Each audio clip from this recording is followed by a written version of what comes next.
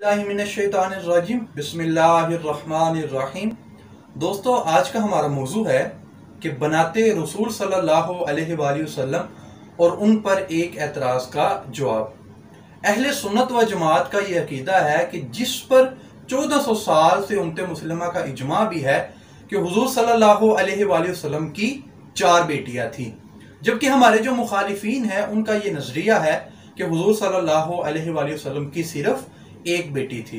तो हमारे जो मुखालिफीन हैं वो हमारे नजरिए पर मुख्तलिफ किस्म के एतराज़ात वारिद करते हैं।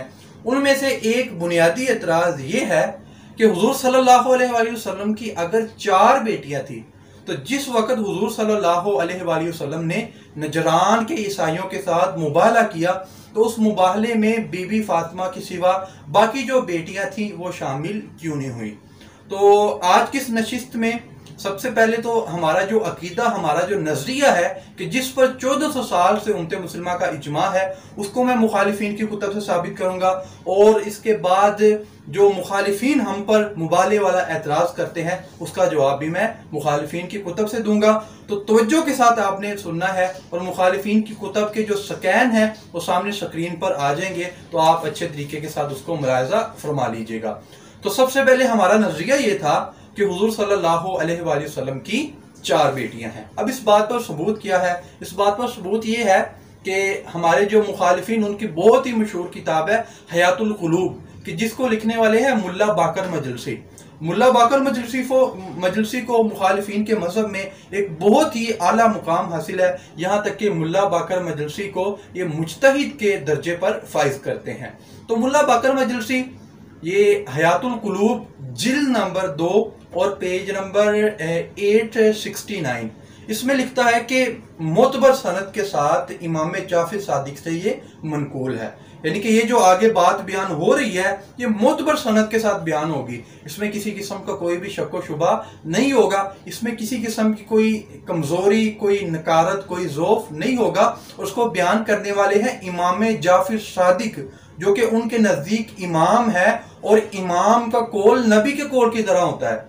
और जिस तरीके के साथ ये सारी जो बात कर रहा हूँ उनके अकीदे के मुताबिक कर रहा हूँ, तो जिस तरीके के साथ कोई शख्स किसी नबी की बात का इनकार कर दे तो वह दायरा इस्लाम से खारिज हो जाता है। नहीं, इसी तरीके के साथ अगर कोई शख्स किसी इमाम के कौल या इमाम की बात का इनकार कर देता है तो वो भी दायरा इस्लाम से खारिज हो जाता है।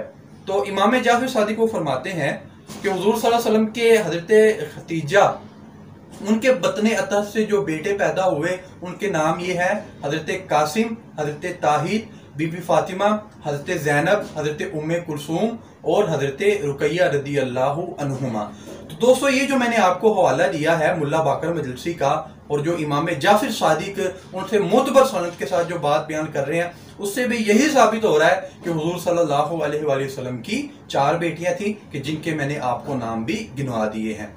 लिहाजा हमारा जो उनसा अकीदा है ये साबित हो गया।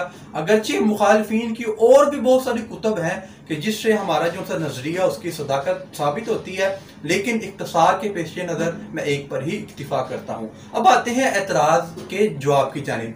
एतराज़ क्या हुआ था कि नबी की अगर 4 बेटियां थी तो जिस वक़्त मुबाला हुआ तो उसमें सिर्फ एक बेटी शामिल थी, बाकी बेटियां शामिल क्यों ना हुई? अगर बाकी बेटियां होती तो हुजूर सल्लल्लाहु अलैहि वसल्लम उनको भी मुबाहले में लाजमी तौर पर शामिल करते। अब सबसे पहले तो हम ये देखेंगे कि मुबाहला कब हुआ, यानी कि हम डेट का तयन करेंगे। तो मुखालिफिन उनकी बहुत ही मशहूर किताब है मुमतहिनुल अमाल, इसकी जिल्द नंबर 1 और पेज नंबर 125, उसमें लिखा हुआ है, आप स्कैन भी देख सकते हैं कि शेख तिब्रसी और दूसरे अकाबिर शिया मुहक्किकीन ने रिवायत किया है कि वाक़या मुबाहला और नसारे नजरान 10 में रूनुमा हुआ, यानी कि नजरान के जो ईसाई थे उनके साथ जो मुबाहला हुआ है, वो वाला जो उनका वाक़या हुआ है वो 10 हिजरी में रूनुमा हुआ।